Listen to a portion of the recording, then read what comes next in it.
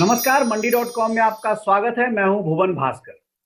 केंद्र सरकार ने हाल ही में जिन कृषि सुधारों की घोषणा की है, उनमें एक महत्वपूर्ण बिंदु 10,000 हेक्टेयर में हर्बल खेती को बढ़ावा देने का है। इसे एक खास संदर्भ में देखने की जरूरत है। साल 2019-20 के बजट में सरकार ने पहली बार साफ तौर पर यह कहा था कि प्राकृतिक खेती को अपनाने के प्रयास किए जाएंगे, और इस साल के बजट में एक बार फिर इस पर जोर दिए जाने की बात कही गई। लेकिन मंडी.com में हम अक्सर किसानों के लिए उपज की मार्केटिंग की समस्या पर फोकस करते हैं। तो ऐसे समय में जब आम खाद्यान्नों, दालों, तिलहनों इत्यादि के लिए भी बाजार की समस्या हो रही है, ऐसे में हर्बल या ऑर्गेनिक एग्री कमोडिटीज के किसानों के लिए चुनौती कितनी बड़ी है और उसका समाधान क्या है, इसी को समझने के लिए आज हमने बातचीत के लिए कार्यक्रम में इस क्षेत्र के दो दिग्गजों को आमंत्रित किया है अपने साथ। इन दोनों से आपका परिचय करा देते हैं। हमारे साथ डॉक्टर राजाराम त्रिपाठी हैं, जो छत्तीसगढ़ के कोंडा गांव से हमारे साथ जुड़े हैं और हर्बल खेती के क्षेत्र में एक जाना माना नाम है, कई राष्ट्रीय अंतर्राष्ट्रीय पुरस्कारों से सम्मानित हैं। उनसे हम बात करेंगे। और हमारे दूसरे मेहमान आज के डॉक्टर भरत भूषण त्यागी हैं। डॉक्टर त्यागी भी जैविक जैविक खेती और प्राकृतिक खेती के लिहाज से एक बड़ा नाम है, कई पुरस्कार उनको मिले हैं। और सबसे बड़ी बात है कि पिछले 25-30 साल से बहुत मौलिक तौर पे उन्होंने शोध किए हैं इस क्षेत्र में खेती पर, और कई किसानों को प्रशिक्षण भी देते हैं। आप दोनों का बहुत बहुत स्वागत है। डॉक्टर त्रिपाठी, जैसा हमने बात की अभी कि इस पूरी बातचीत को हम एक खास संदर्भ के साथ शुरू करते हैं, और वो संदर्भ है जो अभी अभी हाल में वित्त मंत्री निर्मला सीतारमण ने जो एक घोषणा की कृषि सुधारों की, उसमें हर्बल खेती के लिए बढ़ावा देने की बात कही गई है। ऐसे माहौल में जबकि अगले कुछ महीनों तक लगता है कि जो एक महामारी के कारण बाजार में डिस्रप्शन पैदा हुआ है, ये चलता रहेगा, क्या लगता है आपको? खासतौर से निर्यात भी जिस तरह से प्रभावित हुआ है, हर्बल किसानों के लिए किस तरह की चुनौती अभी देख रहे हैं? देखिए, दो बातें हैं इसमें। एक संभावनाएं और दूसरी चुनौती। तो हर्बल की खेती की संभावनाओं की अगर बात करें तो भारत में जो जैव विविधता है इतनी विशाल है। लगभग 4,700 मेडिसिनल प्लांट हमारे यहाँ हैं। और यदि हम देखें कि जलवायु की विविधता देखें तो 16 अलग अलग जलवायु विविधता इस देश में। और हर्बल की जो वैश्विक मांग है, चाहे वो कॉस्मेटिक्स में हो, चाहे साबुन, तेल, शैम्पू, जितनी भी दिनों दिन आवश्यकताएं हैं वो बढ़ती जा रही है। हर्बल या नेचुरल की हम करें, यहाँ तक कि कपड़े रंगने के जो रंग भी हैं वो भी अब प्राकृतिक चाहिए। तो भारत के पास इतनी अच्छी संभावनाएं हैं कि विश्व बाजार में बहुत बड़ा हिस्सा वो ले सकता है, जो कि खाद्यान्न में नहीं ले सकता। क्योंकि हमारे यहाँ जो खाद्य की लागत है, खाद्यान्न उगाने की लागत है, वो अंतर्राष्ट्रीय बाजार में हम उसका मुकाबला नहीं कर पाते। क्योंकि 10-10 हजार, 20-20 हजार एकड़ के एक खेती है अमेरिका में एक के पास, तो उत्पादन लागत तो उनकी काफी कम है। तो हम अन्य जिन्स के बाजार में हम पिछड़ जाते हैं। लेकिन ये तो कि हाई वैल्यू मार्केट है, इससे किसानों की आय भी बढ़ती है और निर्यात के जरिए भी हम काफी मुद्रा ला सकते हैं जो सीधे किसानों तक जाएगी। अब आपके प्रश्न का जो दूसरा महत्वपूर्ण बिंदु है कि कोरोना काल में जब निर्यात बंद है और खेती भी कई तरह की समस्याओं से जूझ रही है, तो इसको हम किस नजरिए से देखते हैं। और कोरोना जैसी बीमारियां जिसमें हमारे इम्यून सिस्टम को डेवलप करने के लिए पूरा अंतर्राष्ट्रीय वैज्ञानिक जगत आज मान रहा है कि हाँ, तुलसी जरूरी है, हल्दी जरूरी है, अदरक जरूरी है, काली मिर्च इसके लिए आवश्यक है। ये सारी चीजें कोरोना से लड़ने में सहायता देती है। तो आज भी दवाइयां, सबसे ज्यादा फास्ट मूवमेंट दवाइयों का ही हो रहा है। यानी तो एक्सपोर्ट मानना है इस समय भी बढ़ेगा। जी, आपका यानी कुल मिला है कि जो दूसरे फसलों, दूसरी उपज के लिए जो हम बात कर रहे हैं, इस महामारी के कारण जो एक अवरोध पैदा हुआ है, उल्टा इस बीमारी, इस महामारी ने हर्बल के लिए और संभावनाओं को मजबूत किया है। जी डॉक्टर त्यागी, ये तो हर्बल के लिए बात हो गई, और खास तौर से जो डॉक्टर त्रिपाठी जैसा कह रहे हैं, हर्बल खेती का मूलतः माना जाता है कि जो बड़ा बाजार है वो अंतर्राष्ट्रीय बाजार है, तो वहां से एक संभावनाएं निकल के आ रही हैं।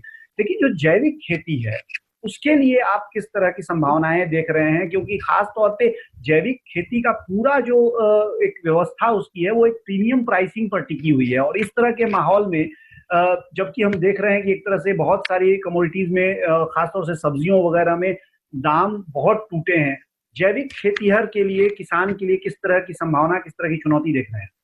खेती पर जो परिस्थितियां आती रही हैं उनसे एक रास्ता तो खुला है कि जब जैविक खेती की लागत कम है और प्रकृति की संसाधनों का संरक्षण और संवर्धन भी इसमें होता है, और हम एक ही खेत में कई फसल लेते हैं, उत्पादन भी इसमें गिरता नहीं है, तो ऐसी स्थिति में प्रीमियम प्राइस की भी बात नहीं बनती, बल्कि लोगों को देखना होगा कि हम सही कीमत के आधार पर और सही गुणवत्ता के साथ में लोगों को, परिवारों तक ये उत्पादन पहुंचाएं। तो मेरा एक निवेदन ये है आपसे कि इस संदर्भ में एक गंभीर चर्चा पूरे देश में होने की जरूरत है कि जैविक खेती कोई ऐसा फंडा नहीं है कि जिससे किसानों की आय गिर जाएगी या उत्पादन गिर जाएगा। वास्तव में कोरोना आपातकाल में ये बड़ा स्पष्ट हुआ है कि जो प्रकृति के साथ चल रहे थे वो अभी भी संरक्षित हैं, बचे हुए हैं, और उनकी हमेशा हमेशा जरूरत है जी। एक तो मैं ये बात कहूंगा। दूसरी बात, जहां तक बाजार की बात आती है, बाजार के लिए डॉक्टर मंडियों के स्तर पर जो अब फिलहाल वक्त हो गया है एक छोटे से ब्रेक का। ब्रेक से लौटने के बाद इस चर्चा को हम जारी रखेंगे, और उसके बाद हम जो बाजार की बात अधूरी रह रही है आपकी, इस पर वापस आएंगे। फिलहाल लेंगे एक छोटा सा ब्रेक, बने रहिए हमारे साथ, देखते रहिए मंडी.com।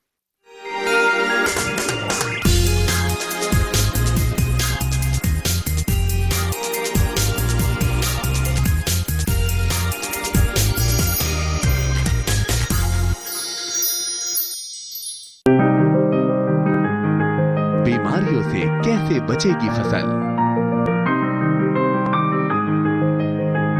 मवेशियों की मुश्किलों का क्या है हल? कहां से लाएं बीज, कितनी लगेगी खाद? किसानों के हर फोन का विशेषज्ञ देंगे जवाब। देखिए हेलो किसान लाइव सोमवार से शुक्रवार शाम 6 बजे।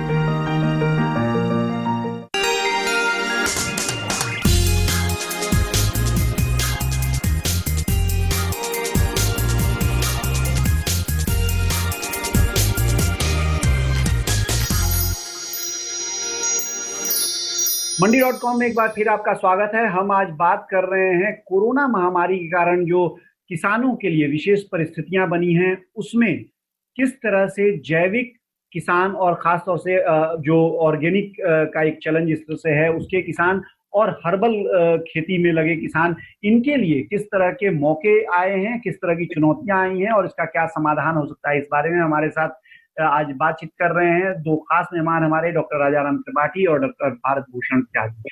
डॉक्टर त्यागी, ब्रेक पे जाने से पहले आप बात कर रहे थे मार्केट के बारे में। अभी पहले आपने कहा कि ये एक बड़ी अच्छी बात है कि कोरोना ने एक बार फिर ये साफ किया है, स्पष्ट कर दिया है दुनिया के सामने कि प्रकृति के साथ चलना ही एक तरह से अपने अस्तित्व को बचाने का एक तरीका हमारे लिए हो सकता है। तो एक तरह से जैविक खेती की वकालत और मजबूत हुई है इसके कारण। लेकिन बाजार की जो मुश्किल है उसको थोड़ा सा समझाइए, जो आप बता रहे हैं। देखिए, बाजार की मुश्किलें भी नहीं है यदि हमारे किसान भाई थोड़ा सा ध्यान दे दें कि जैविक खेती के लिए भारत सरकार के द्वारा प्रमाणीकरण प्रक्रिया बहुत ही सरल रूप में लागू की गई थी। PGS India organic certification programme, जिसको किसान अपनी जिम्मेदारी से चला सकते हैं, समूह बनाकर, वह प्रक्रिया बहुत सरल है।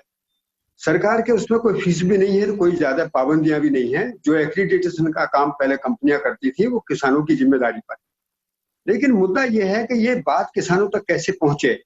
यदि इन सब चीजों को हम बारीकी से देखें तो किसानों को पीजीएस सर्टिफिकेशन से जोड़ा जाए, और जैविक खेती.com पर जो एक व्यवस्था भारत सरकार ने प्रदान की है कि यदि किसी भी किसान के पास जैविक उत्पादन है और वो प्रमाणीकरण प्रक्रिया के साथ उसके पास सर्टिफिकेट है, तो वो जैविक खेती.com पर अपने उत्पादन को अपनी किस रेट में बेचना है, कितनी मात्रा है, वो डाल देगा, तो उसकी सीधी सुविधा उसको उपलब्ध होती है। और ये बहुत ही प्रभावशाली तंत्र है। इनाम जैसे जो प्रयोग मंडियों के जरिए हुए हैं वो सीधे सीधे हमारे सामने है। चुनौती हमारे सामने ये है कि किसानों के सामूहिक प्रयास में और किसानों के स्तर पर पहुंची हुई इस सूचना में अभी भेद है। तो स्थिति यही है कि इस कोरोना काल में हम किसानों तक ये संदेश दे दें कि अब मंडियों के स्तर पर कोई पाबंदी नहीं है, वो अपनी जिम्मेदारी पर सही क्वालिटी का सामान समूह के आधार पर, फार्मर प्रोड्यूसर ऑर्गेनाइजेशन के आधार पर अब वो मंडी से लेकर बाजार तक जा सकता है और अपनी जिम्मेदारी पर जा सकता है, और ये एक बहुत बड़ा अवसर है। जी। डॉक्टर त्रिपाठी, एक बड़ी महत्वपूर्ण बात अभी डॉक्टर त्यागी ने कही कि जो एफपीओज का मॉडल है वो जैविक खेती के किसानों को उसमें लाया जा सकता है, और वहां से क्योंकि बार बार जब ये बात होती है कि किसान अपना माल कैसे बेचे तो उसमें वॉल्यूम जो है वो एक बड़े अवरोध के तौर पे छोटे किसान के सामने आता है। हर्बल खेती में भी ये एक बड़ा विषय है, और इसके लिए आप पहले से हर्बल किसानों का एक बड़ा संगठन चला भी रहे हैं, जिसके कारण आपने छोटे किसानों को, बहुत सारे छोटे किसानों को विदेशी बाजारों से लिंकेज भी करवाया है। आज की परिस्थिति में अगर हम इस पूरी बात को अगर आज के संदर्भ में देखें तो आप हर्बल खेती में एफपीओज को, किसानों के संगठन को और उसकी प्रभाव उत्पादकता को किस तरह से देखते हैं? देखिए, चाहे वो हर्बल की खेती हो या अन्य कोई खेती हो, जब बाजार से जोड़ने की बात होती है तो सारे टूल्स, सारे उपकरण वही होते हैं, कोई अलग से इससे देखने की जरूरत नहीं है। यह बिल्कुल सही है, त्यागी जी ने भी कहा, मैं सहमत हूं कि एफपीओस जो हैं, फार्मर प्रोड्यूसिंग ऑर्गेनाइजेशंस हैं, ये बड़े महत्वपूर्ण भूमिका निभाते हैं जो किसानों से उनके उत्पाद को लेके उपभोक्ता तक पहुंचाने। और एक थोड़ी सी चीज जरूर हर्बल की खेती में जोड़ने की जरूरत है कि ये क्लस्टर के द्वारा जो हम करने की बात कर रहे हैं, तो ज्यादातर क्षेत्रों में एक साथ 10, 20, 50 किसानों को तैयार करना खेती के लिए, नई खेती के लिए कठिन होता है। तो शुरुआती दौर में इसे पायलट प्रोजेक्ट के तहत जो प्रोग्रेसिव फार्मर्स हैं उनसे जोड़े, फिर वो प्रकाश स्तंभ की तरह जब एक क्षेत्र में खेती होने लगती है तो उसको देख के समझना और फिर उसे रिप्लिकेट करना या देख के करना ज्यादा सरल होता है। तो हर्बल की खेती को बढ़ावा देने के लिए अलग अलग क्षेत्रों में इस तरह से प्रोग्रेसिव फार्मर्स ग्रुप जो हैं उनको बढ़ावा दें, और मार्केटिंग के लिए एफपीओ है, और इसके अलावा मेरा मानना है जो किसान क्लब है सबको भी जोड़ना चाहिए, केवी जो किसान विज्ञान केंद्र हैं उनको भी जोड़ा जा सकता है। तो ये हर्बल की खेती थोड़ी सी नई अवधारणा होती है किसानों के लिए, तो उनको सही सलाह मिलते रहे इसके लिए। फिलहाल वक्त है एक छोटे से ब्रेक का। ब्रेक से लौटने के बाद मंडी.com में हमारी ये चर्चा जारी रहेगी। बने रहिए मंडी.com।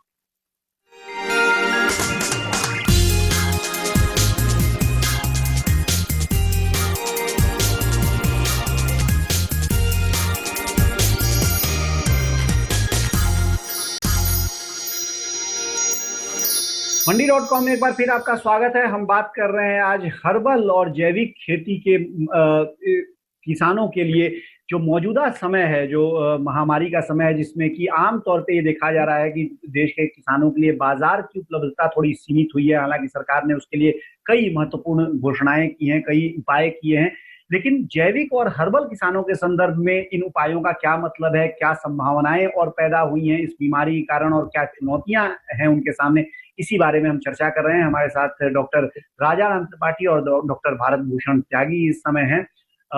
वापस एक बार चलते हैं हम डॉक्टर त्रिपाठी के पास। डॉक्टर त्रिपाठी, हर्बल खेती में जैसा कि आपने खुद कहा कि एक बड़ा अवसर ये लेकर आया है, जो माहौल है उसमें, और सरकार ने जो घोषणा की है उसका एक बड़ा असर देखने के लिए मिल सकता है किसानों के लिए। लेकिन क्या आपको लगता है कि इसमें और क्या अभी किए जाने की जरूरत है? क्योंकि अगर देखा जाए कि जो एक्सटेंशन सर्विसेज हैं हर्बल खेती के लिहाज से, जो सलाह किसानों को चाहिए, जो जानकारी चाहिए, वो अभी भी बहुत सीमित है। ऐसे में सरकार ने जो इतना बड़ा एक लक्ष्य लिया है उसको बढ़ावा देने के लिए, उसको पूरा करने के लिए, उस लक्ष्य तक पहुंचने के लिए और क्या किए जाने की जरूरत है?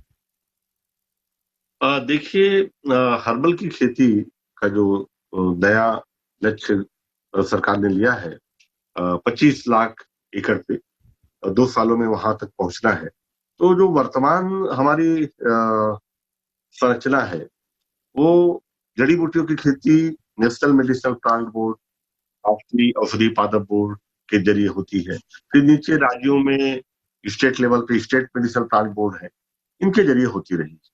ये तकरीबन पिछले 20 सालों में जो स्टेट मेडिसिनल प्लांट बोर्ड की भूमिकाएं थी, इन्होंने कुछ ठोस कुछ करके दिखा। ये कहना गलत ना होगा कि ये सफेद हाथी बन के रह गए, और सरकार अगर इनके जरिए उम्मीद करती है सालों में इसे 10,000 एकड़ तक, 1 लाख एकड़ तक नहीं पहुंचा पाए, वो आने वाले 2 सालों में अगर 25 लाख का लक्ष्य 25 लाख एकड़ का ले पाएंगे तो ये नहीं होने वाला है। और पहले तो हमें हकीकत को समझना होगा। जब तक हम इसको मिशन मोड में नहीं लेंगे, मिशन मोड में यानी हॉर्टिकल्चर, आपका उद्यानिकी विभाग, कृषि विभाग और ये वन विभाग को तो मैं कहूंगा, क्योंकि स्टेट मेडिसिनल प्लांट बोर्ड और एनएमपी भी इसको वन के अधिकारी चलाते रहे हैं, तो सरकार की शायद ये सोच रही हो कि जंगल के अधिकारी हैं, जड़ी बूटी को ज्यादा समझते होंगे, तो इससे मानसिकता से इनको निकलना। अब कृषि विशेषज्ञों को जोड़ना होगा इनके औषधि खेती से, बनाए वन विभाग के अधिकारियों के, कि ज्यादातर तो ये चरागाह ही बन गए थे स्टेट मेडिसिनल प्लांट बोर्ड वगैरह, और इसीलिए कुछ डिलीवरी आई नहीं। अब हमें मानना है कि हमें किसानों को जोड़ना है, प्रोग्रेसिव फार्मर्स को जोड़ना है, रोल मॉडल्स को जोड़ना है, सक्सेस स्टोरीज लेनी है, और केवीके को जोड़ना है, उद्यानिकी विभाग को। अगर इन सब जोड़े तो ज्यादा कठिन काम नहीं है, केवल एक सोच बदलने की जरूरत है, तो इसे बड़े आराम से हम लोग कर सकते हैं, और वर्ल्ड मार्केट में वास्तव में हम ग्लोबल लीडर हो सकते हैं। विश्व गुरु बनने की जो संभावना मुझे दिखती है, वो मुझे इसी सेक्टर में दिखती है। डॉक्टर त्यागी, इसी कार्यक्रम के शुरू में जब आपने बात की शुरुआत की थी, तो आपने एक बात कही थी कि जैविक उत्पादों का बाजार ऐसा हुआ है दुर्भाग्य से अभी तक कि जो बड़े लोग हैं वही जैविक उत्पादों का प्रयोग कर रहे हैं। उसका कारण ये भी है कि कई बार हमने देखा है कि जैसे सरसों का तेल अगर वैसे 100 रुपए लीटर मिल रहा है, तो जैसे ही आप जैविक के लिए कोई ब्रांड लेने जाएं तो वहाँ 300 रुपए लीटर वो मिलता है। तो 3 से 4 गुना 5 गुना दाम हमने देखा है कि जैविक उत्पादों का बाजार में चल रहा है। ऐसे में आप क्या कहेंगे, इस मोर्चे पर किस तरह से इस जो समस्या है उसको एड्रेस किया जा सकता है? कैसे जैविक उत्पादों को आम लोगों की जेब तक लेके आया जा सकता है, क्योंकि तभी इसका बाजार बढ़ने की कोई संभावना है? देखिए, जो तंत्र चल रहा है उस तंत्र को तो बदलना बड़ा मुश्किल है, लेकिन विकल्प के रूप में हम लोग आगे बढ़ सकते हैं। जैसे अभी त्रिपाठी जी ने एक बड़ी सुंदर बात कही कि हमने लंबे समय में पहाड़ों को भी खनन करते करते उनको किसी काम का नहीं छोड़ा, और फिर हमको खेती की तरफ बढ़ना पड़ेगा। तो मैं इशारा ये कहना चाह रहा हूं कि जो जैविक खेती में भी कीमतों को बढ़ाकर जो लूटपाट मची थी, अब उस पर भी सही ढंग से काम करना होगा, और उसके लिए एक बहुत बढ़िया पायलट प्रोजेक्ट अब देश में बनाया जा सकता है। हर ब्लॉक लेवल पर हम एक फार्मर प्रोड्यूसर कंपनी को यानी प्रोडक्शन मैनेजमेंट से लेकर और मार्केटिंग तक उसको पूरी सुविधा उपलब्ध करा दें। किसानों के लिए और किसानों के समूह के लिए एक सबसे बड़ी समस्या ये है कि वो किस प्रकार से वो फाइनेंस और उस नेटवर्किंग को कर पाएंगे। इसलिए भारत सरकार सीधे रूप में पायलट प्रोजेक्ट के रूप में फार्मर प्रोड्यूसर ऑर्गेनाइजेशन की योग्यता को जांचते हुए, उनको तकनीकी सहयोग देते हुए इस प्रकार का तंत्र स्थापित करे, ताकि किसान उत्पादन से लेकर बाजार तक जो भी शोषण के माध्यम थे उनको खत्म करे। देखिए, हम लोग बाजार के विरोधी नहीं है, लेकिन बाजार में जो एक तरफा शोषण होता है इससे बहुत तकलीफ होती है। आपने जो कहा था कि सरसों का तेल वहां 100 रुपए बिक रहा है और वहां ऑर्गेनिक 200 रुपए बिक रहा है, 300 रुपए बिक रहा है, उसमें भी मैं बताऊं कि यदि 300 रुपए भी बेचे ऑर्गेनिक, हमें कोई आपत्ति, लेकिन 300 रुपए पर मेरे किसान को क्या मिला? वहां किसान को तो हमने 3000 रुपए सरसों का रेट दिया है, तो 100 रुपए वाले में भी किसान की लुटाई है और 300 रुपए वाले में तो बाहरी लुटाई है। तो ये पॉलिसी जो कीमत निर्धारण करने का तरीका है, ये फार्मर प्रोड्यूसर कंपनी के एंड पर बहुत आसानी से होता है, ताकि बाजार के चंगुल में किसान ना फंसा। जी, यानी मैं निवेदन करूं। जी, यानी कि जैविक उत्पादों के लिए एक प्राइसिंग पॉलिसी एक होनी चाहिए पुख्ता, ऐसा डॉक्टर त्यागी आपका मानना है? जी। तो ये थी हमारी बातचीत आज। जो जैविक और हर्बल किसान हैं उनके लिए किस तरह की संभावनाएं, किस तरह की चुनौतियां आई हैं इस नई परिस्थिति में, जबकि ऐसा लग रहा है कि किसानों के लिए स्थानीय तौर पे देश के अंदर कई जगह बाधाएं खड़ी हुई हैं, लेकिन हमारे दोनों आज के मेहमान डॉक्टर राजाराम त्रिपाठी और डॉक्टर भारत भूषण त्यागी, दोनों का ही मानना है कि खासतौर से हर्बल और जैविक के किसानों के लिए ये जो महामारी आई है वो एक तरह से देखा जाए तो एक अवसर, एक संभावनाओं का द्वार खोलते हुए आई है। आप दोनों का बहुत बहुत शुक्रिया हमारे साथ कार्यक्रम में शामिल होने के लिए और ये तमाम राय हमारे जो दर्शक उनके साथ साझा करने। तो ये थे हमारे आज के दोनों मेहमान जिनके साथ हम चर्चा कर रहे थे इस पूरे विषय पर, हर्बल और जैविक किसानों के और किसानी के पूरे विषय पर। फिलहाल मंडी.com से अब मुझे दीजिए इजाजत, लेकिन बने रहिए हमारे साथ, देखते रहिए डीडी किसान। आपकी राय हमारे लिए बहुत महत्वपूर्ण है। आप हमारे टोल फ्री नंबर पर कॉल कर सकते हैं और अपनी राय दे सकते हैं। साथ ही आप ईमेल के जरिए भी हमें अपनी राय दे सकते हैं। हमारा ईमेल पता है ncdexmandi@gmail.com।